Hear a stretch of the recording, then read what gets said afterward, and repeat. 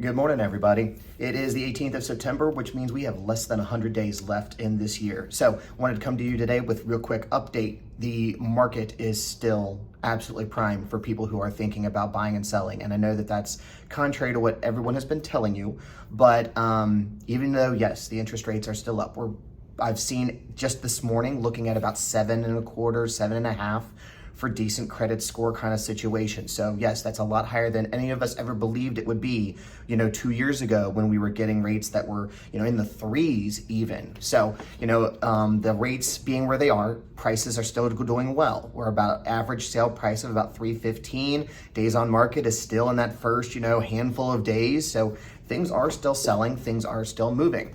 At the same time, with that being said, I think that I have to talk about the spicier side of real estate when we get into situations with deals potentially falling apart. Now that the market has slowed down a little bit, which I think is great for all of my clients, they're having a much more positive experience. They're able to take their time. We're not rushing into things. It makes it a lot easier. What I'm encountering is that the other side of the transaction can sometimes go rogue on us, or introduce things that could be an issue later down the road. I know I've had 2 deals recently where I think that if I hadn't represented the buyer, in one case, the seller in the other, the deal would have definitely fallen apart. We had one situation where the buyer buyer of my listing decided they wanted to introduce some new legal documents at the last minute, and this was 2 days before closing. And between 30 phone calls and walking 10 miles on the first floor of my house in about 5 hours, we were able to keep the deal together. We were able to keep things moving forward when the other side, their agent, just wanted to say, nah, we're gonna let the attorneys handle it. It's not a big deal. That wasn't in my client's best interest because it was something that we could work through versus having to get legal counsel involved. Now, I'm not saying you won't ever get to that point, but it does happen. In the other situation, it was just a case of constantly being on the other side to make sure things were being done, and eventually getting to a point with my buyer where I told the buyer, we're just not going to close unless this stuff is completed. Luckily, they were in a position where they could wait. They could make sure that things were done properly, and I made several trips to the home just to ensure that my client had photographic evidence that things were completed and that they weren't going to go to closing and then have to wait for things to be done.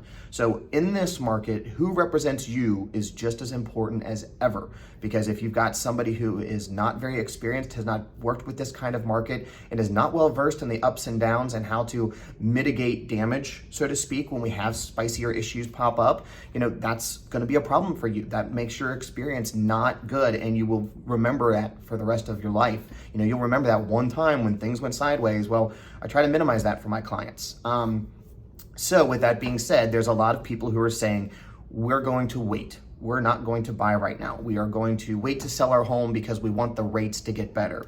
So I just want to give you a quick, for instance, at the end of this video, basically saying that right now, if you go to buy that $315,000 house and you're putting down like 5%, if you're putting down 20% on 315, your payment's going to be about $2,000. That's at the rate being 7.5. Well, let's say you decide to wait. You want to wait a year. You want to see the rates get better. And let's say the rates drop down to 6.5.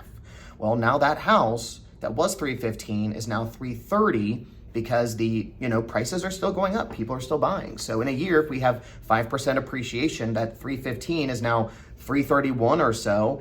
And with a 6.5% rate and that 20% down, your payment is only going to be $42 cheaper, but you paid $16,000 more for the same house in the course of that. So what I'm telling my people is, buy now while you can take advantage of the rates being what they are. And when I say take advantage, the prices are still set. They're not climbing. In 2 years, that 315 is now a 350, and you're going to be like, holy crap. Well, once again, if it's 350 and the rates have only gone down 1.5%, well, now you're still paying a lot of money per month. Let's take advantage of locking in your price now, and let's get the rate later.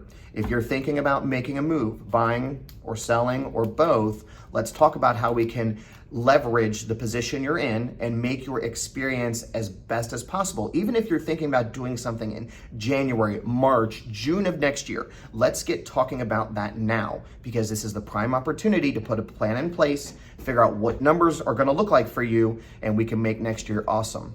Have a great day.